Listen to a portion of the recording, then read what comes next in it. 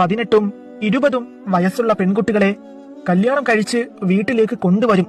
എന്നിട്ട് അടുത്ത ദിവസം മുതൽ പറയും, അവൾക്ക് ഒരു പണിയും അറിയില്ല, ആൾക്കാരോട് എങ്ങനെ സംസാരിക്കണമെന്നും അറിയില്ല, ഒരു ഉത്തരവാദിത്ത ബോധവുമില്ല, ഒരു പക്വതയുമില്ല എന്നൊക്കെ പരാതി പറയാറുണ്ട്. എനിക്ക് എല്ലാവരോടും പറയാനുള്ളത്, 18ഉം 20ഉം വയസ്സുള്ള ആൺകുട്ടിക്ക് നമ്മൾ ആരെങ്കിലും വിവാഹം ആലോചിക്കോ? അവനതിനുള്ള പ്രായം, പക്വത ഒന്നും ആയിട്ടില്ലെന്നല്ലേ പറയത്തുള്ളൂ. അപ്പോൾ അതേ പ്രായത്തിലെ ഒരു പെൺകുട്ടിക്ക് അവനേക്കാളൊക്കെ എന്ത് പക്വതയാണ് ഉണ്ടാവുക? മനസ്സിലാക്കുക.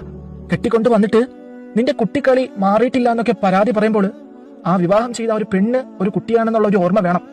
സ്കൂളില് പഠിച്ചും കളിച്ചും ഒക്കെ നിന്നിരുന്ന ആ 18 വയസ്സുള്ള ചെറിയ കുട്ടി പെട്ടെന്ന് ഒരു കുടുംബിനിയാകുമ്പോൾ ആ ഒരൊറ്റ ദിവസം കൊണ്ട് അവൾ എല്ലാം അറിയുന്ന ഒരു പെണ്ണ് ആവണമെന്ന് പറയുന്നതിൽ എന്ത് അർത്ഥമാണുള്ളത്?